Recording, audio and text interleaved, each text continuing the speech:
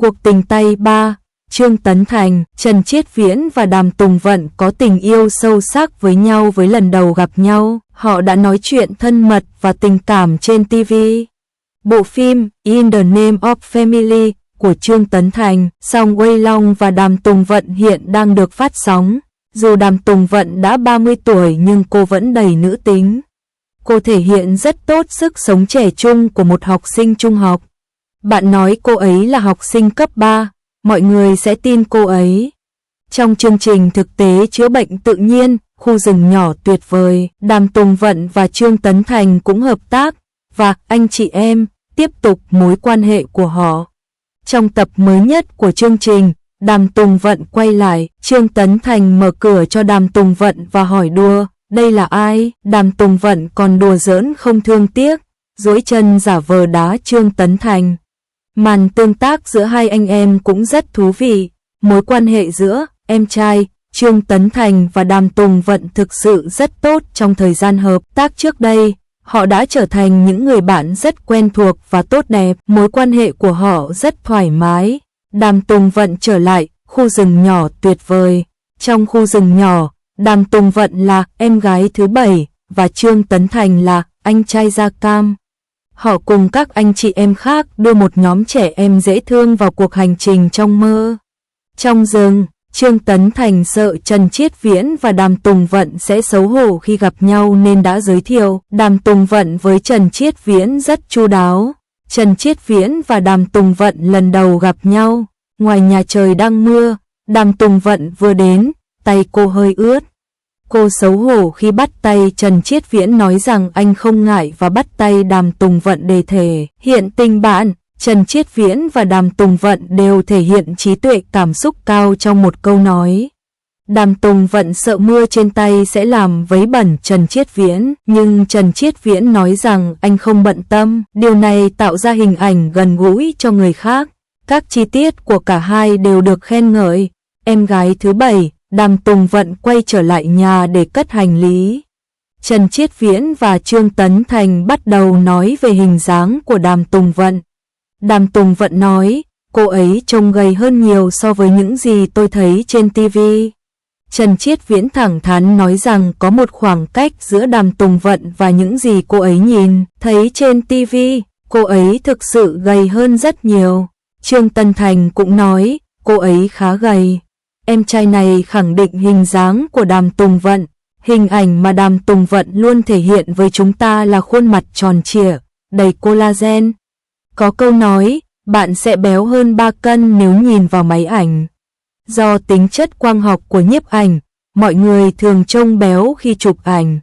Đối với những người có khuôn mặt tròn như Đàm Tùng Vận, ảnh phản chiếu sẽ đều không tốt đẹp hơn và họ sẽ đau khổ. U Chi Long nói rằng Đàm Tùng Vận thực sự khá gầy, nhưng trên máy quay, khuôn mặt của cô ấy sẽ trông béo và tròn trịa, điều này khá dễ thương. U Chi Long xứng đáng được ăn thêm vài năm nữa, và anh ấy đã nói sự thật chỉ trong một câu. Trong một tập của Khu rừng nhỏ tuyệt vời, Đàm Tùng Vận bị một em bé dễ thương nhầm là chị dưa hấu vì khuôn mặt tròn trịa. Tuy nhiên, đứa trẻ dễ thương này đã nhầm em bảy nhỏ Đàm Tùng Vận với chị dưa hấu, thật phù hợp, đầu và mặt tròn như quả dưa hấu mát lạnh vào mùa hè. Đàm Tùng Vận tiết lộ cô sắp tham gia cùng nhóm để quay phim nên phải giảm cân khi những người khác nấu mì và bò viên. Ban đầu Đàm Tùng Vận từ chối nhưng sau đó cô không thể cưỡng lại được sự nhiệt tình của đám đông và khán giả. Sự cám dỗ của thức ăn nên cô đã ăn một ít. Trần Chiết Nguyên vừa đến, hắn đang nghĩ tới việc nấu thịt bò viên trước mặt đồ ăn ngon, sức đề kháng của hắn vẫn có chút yếu ớt. Tần Lan cho biết, ở đời tư, những diễn viên thực sự ăn ảnh trông gầy như ma. Nhiều sao nữ luôn nói về việc giảm cân và kiểm soát chế độ ăn uống của mình. Trên thực tế, sao nam ngoài đời cũng rất gầy. Để duy trì vóc dáng hoàn hảo, họ không chỉ cần tập thể dục mà còn phải kiểm soát cơ miệng của mình để trông đẹp hơn. Máy ảnh, Trương Tấn Thành và Đàm Tùng Vận gặp lại nhau trên màn hình. Trương Tấn Thành nhìn chằm chằm vào Đàm Tùng Vận và nói, đã lâu rồi tôi mới gặp lại bạn. Nhìn bạn, Đàm Tùng Vận trông như lại đến, và tổ chương trình vui vẻ đùa giỡn. Đã thêm phụ đề, Trương Tấn Thành và Đàm Tùng Vận thực sự là anh chị em và có tình yêu sâu sắc với nhau. Họ đùa giỡn và chơi đùa với nhau mọi lúc mọi nơi. Đàm Tùng Vận được Trần Chiết Viễn khen ngợi là người tốt, nhưng tôi lại chú ý đến phản ứng của Trương Tấn Thành rằng mối quan hệ thân thiết là điều hiển nhiên. Trong nhiều năm kể từ khi ra mắt, Đàm Tùng Vận đã nhận được sự yêu mến của nhiều người hâm mộ. Sau khi tìm hiểu sâu về cô, thật khó để không trở thành fan của cô gái mạnh mẽ và trầm tính này, không vướng phải xì căng đan tiêu cực nào nên có thể gọi cô là nữ nghệ sĩ xuất sắc về mọi mặt. Hiện tại nguồn lực của cô ngày càng tốt hơn, ngày càng có nhiều người nghĩ đến cô nàng bảo bối này. Đàm Tùng Vận gần đây đã tham gia một chương trình tạp kỹ, Khu rừng nhỏ tuyệt vời. Trong chương trình, cô phải chăm sóc một số đứa trẻ nghiệp dư khi đối mặt với những đứa trẻ nghịch ngợm.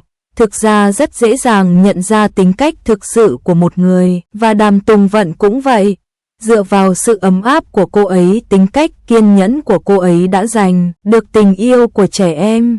Từ cách Đàm Tùng Vận hòa đồng với bọn trẻ, bạn có thể cảm nhận được cô ấy là một cô gái hoàn hảo. Trong chương trình, Đàm Tùng Vận không chỉ hòa nhập với các em nhỏ mà còn giữ được mối quan hệ tốt đẹp với các khách mời trong chương trình. Dù cô tạm thời rời chương trình một vài tập, nhưng các khách mời đều rất vui mừng về sự trở lại của cô, cho thấy thật khó để không thích Đàm Tùng Vận. Và Trần Chiết Viễn, thành viên mới của Forest House, cũng đưa ra đánh giá của riêng mình về Đàm Tùng Vận. Khi Trần Chiết Viễn gặp Đàm Tùng Vận lần đầu tiên trong chương trình, anh ấy nói rằng cô ấy trông gầy hơn rất nhiều so với trên TV. Sau đó, anh ấy cũng nói với Trần Chiết Viễn quan điểm của anh ấy về Đàm Tùng Vận. Từ chương trình, có thể thấy điều đó vào thời điểm đó.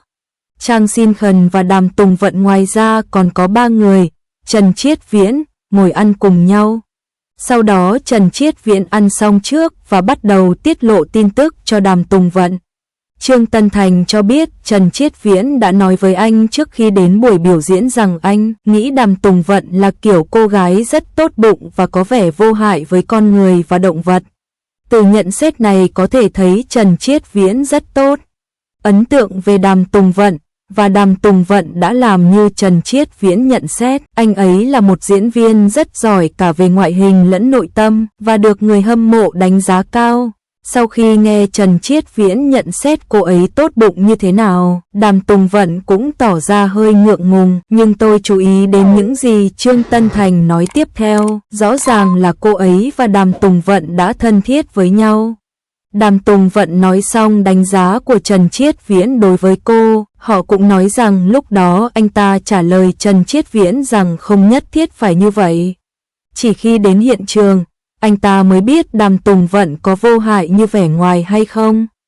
Trong hoàn cảnh bình thường, khi hầu hết mọi người khen ngợi người khác, họ sẽ đồng ý với nhận xét của người kia, nhưng Trương Tấn Thành đáp lại lời khen của Trần Chiết Viễn rằng Đàm Tùng Vận là một người tốt, nói rằng bạn phải nhìn thấy anh ấy mới biết anh ấy như thế nào.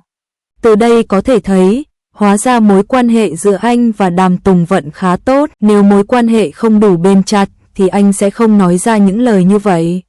Đàm Tùng Vận không hề tức giận sau khi nghe những gì Trương Tấn Thành nói, thay vào đó cô ấy mỉm cười nhìn cách hai người tương tác. Cô ấy biết rằng mối quan hệ giữa Đàm Tùng Vận và Trương Tấn Thành chắc chắn sẽ khá tốt, nếu mối quan hệ không tốt, họ sẽ không bình thường đâu. Đùa thôi, thật đáng ghen tị khi có thể kéo dài tình bạn của chúng tôi thông qua phim truyền hình ra đời thực và có một mối quan hệ tốt như vậy. Đàm Tùng Vận phục vụ nhiều cơm hơn Trần Chiết Viễn nhìn đồ ăn trong bát của cô nghĩ họ đang tranh nhau ăn. Đàm Tùng Vận đã mang đến nhiều niềm vui và bất ngờ trong chương trình Khu rừng nhỏ tuyệt vời. Cô ấy đã rời khỏi tập giữa của chương trình do lịch làm việc, nhưng sau khi quay lại, cô ấy vẫn rất quen thuộc với mọi người và cô ấy cũng trở nên rất quen thuộc. Làm quen với thành viên mới Trần Chiết Viễn. Sau khi làm quen, tính cách của Song Yun tương đối chân thực. Cô ấy sẽ luôn thể hiện con người thật của mình và không chỉ thể hiện mặt tốt của mình chỉ vì cô ấy đứng trước ống kính. Khi Song Yun trở lại sau một số tập của chương trình, Trần Chiết Viễn cũng khen ngợi cô ấy rất gầy. Cô ấy trông khác so với những gì cô ấy nhìn thấy trên máy ảnh. Cô ấy trông gầy hơn nhiều so với trên máy ảnh, nhưng đến giờ ăn, cô ấy ăn không kém gì các chàng trai. Trân Xuông gần như chưa bao giờ thấy cô ấy ăn trong chương trình.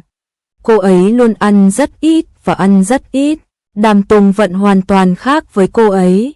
Đàm Tùng Vận và Trần Chiết Viễn ngồi cùng nhau ăn, cô chỉ lấy cơm trắng đổ đầy một bát. Lượng thức ăn này hoàn toàn khác với những gì mọi người tưởng tượng về một ngôi sao nữ. Cơm đã có sẵn ở trên, trong bát có mấy đĩa tôm, có cả món chay và món thịt, nhưng So Nghia đã gắp mấy con tôm lớn bỏ vào bát, vài con tôm trong tô riêng của mình. Những người khác ăn những gì họ ăn bằng đũa, nhưng Đàm Tùng Vận ăn bất cứ thứ gì cô ấy thích và bỏ rất nhiều vào bát trước. Thực sự trông giống như một đứa trẻ đang cố gắng gắp thức ăn. Thực ra, cô ấy rất thèm ăn, to lớn nhưng cô ấy luôn rất gầy, không giống như Trân Xuông. Trân Xuông hiếm khi ăn đồ ăn chủ yếu và kiểm soát lượng thức ăn của mình ở mức rất nhỏ nên việc giảm cân của anh ấy càng rõ ràng hơn, nhưng So Nghia vẫn luôn tương đối tròn trịa. Ăn ảnh, nhìn vẻ ngoài ăn uống của Đàm Tùng Vận, cô ấy rất ngon miệng, dù là món gì thì mỗi miếng cô ấy ăn đều giống như một mukbang. Mỗi miếng đều rất ngon, kể cả trước ống kính, giấu mình, thể hiện bộ dạng ăn uống của mình một cách cởi mở và chân thật. Đây là điều mà người nổi tiếng ai cũng thích, không hề kiêu căng hay tự phụ. Tôi phải nói rằng Đàm Tùng Vận quả thực là một cô gái ngoan và được mọi người nhất trí khen ngợi.